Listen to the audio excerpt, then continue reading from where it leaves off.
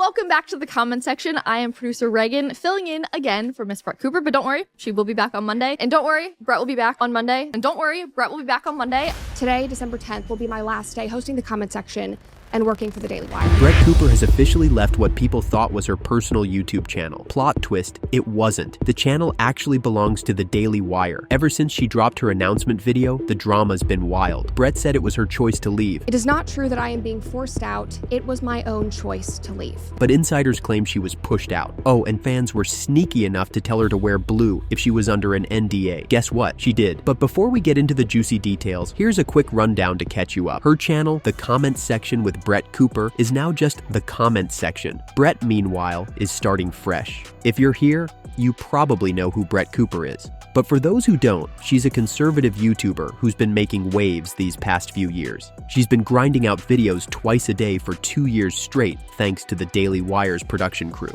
The Daily Wire is a right-wing media powerhouse co-founded by Ben Shapiro and Jeremy Boring in 2015. According to The Spectator, they're valued at over $1 billion and expected to rake in $200 million this year. They're not just about YouTube. We're talking movies, kids shows, and A-list talent like Brett. But then things got weird. A few weeks back, another woman, the show's producer, Rian, popped up in a video saying she'd be filling in for Brett. And I am your new host, Reagan Conrad. Now, some of you are probably asking, who is this chick? Where is Brett? What is going on? And those are all very valid questions.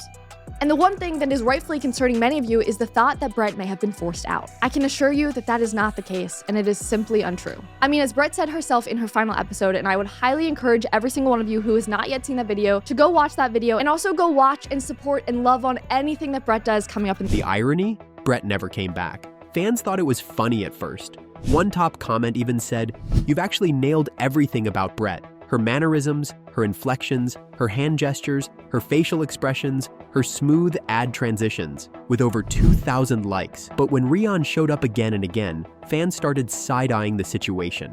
What was happening? Was Brett being pushed out? Rian's departure fueled even more speculation. She later announced, Today, December 10th, will be my last day hosting the comment section and working for the Daily Wire. Fans began calling the situation weird and scripted, saying, "If Brett leaves, so will my money."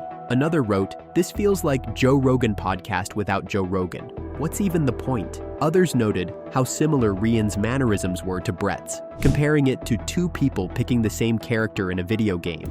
Enter Ian Carroll, the guy who first exposed what was really going on. Ian claimed Brett's contract had strict NDAS and arbitration clauses that basically muzzled her.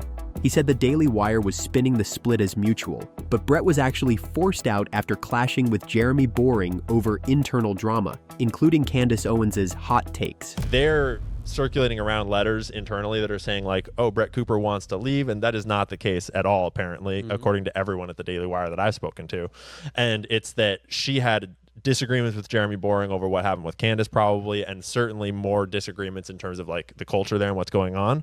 And it gets messier. Brett's producer, who also happened to be her bridesmaid, allegedly got acting lessons to mimic Brett's vibe and signed a killer contract to take over. Ian came with receipts. He said Brett was mistreated while the Daily Wire controlled the narrative. TikTok fans caught on, urging Brett to wear blue if she couldn't speak out, and she did. In her farewell video, Brett admitted the rumors were mostly true but claimed leaving was her choice. And believe me, this is bittersweet. I have had the most unbelievable 3 years helping to craft the show, building this community, and telling stories and sharing the truth every day. Through the comment section, you all have made me braver, more articulate, more thoughtful, more hopeful than I could have ever imagined, and I'm grateful that we spent this time together. As for Jeremy Boring's cameo in the video, just vague praise and a "we wish her well," fans have also noticed other signs of tension. Brett unfollowed the Daily Wire, Jeremy Boring, and even her ex-producer on social media. But here's the kicker. She also deleted wedding photos featuring the producer. Suspicious much? One fan commented, "This feels like a scripted breakup where one side got to tell the whole story." Meanwhile, the Daily Wire's channel appears to be struggling. Fans are flooding the comments, saying they'll follow Brett wherever she goes, comparing the situation to the Joe Rogan podcast without Joe Rogan. Even without uploading a single video, Brett's new channel has already hit over 100,000 subscribers. And the views just aren't the same. One user put it best, We weren't watching the show. We were watching Brett. She is the comments section.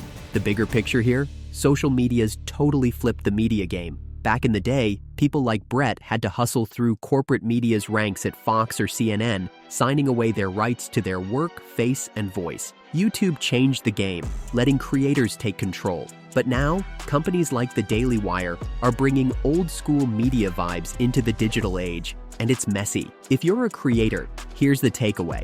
Going independent is hard, but it's worth it. Brett's story proves ownership matters. Sure, she lost her 4.5 million subscriber channel, but her community's still with her. At 22, she's got plenty of time to rebuild. Honestly, going solo might be the best move she'll ever make. Whatever happens next, let this be a lesson. Freedom and ownership are priceless.